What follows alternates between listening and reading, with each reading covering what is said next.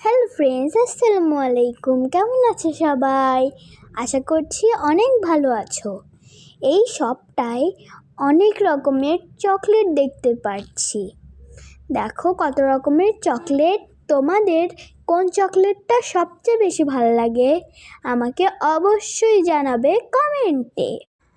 আর আমার সব চকলেটই খুব ভালো লাগে। এখানে অনেক অনেক অনেক রকমের চকলেট আছে। তোমরা অবশ্যই বলবে তোমাদের কোন চকলেট ভাল লাগে। আর এখানে দেখো কিটক্যাট,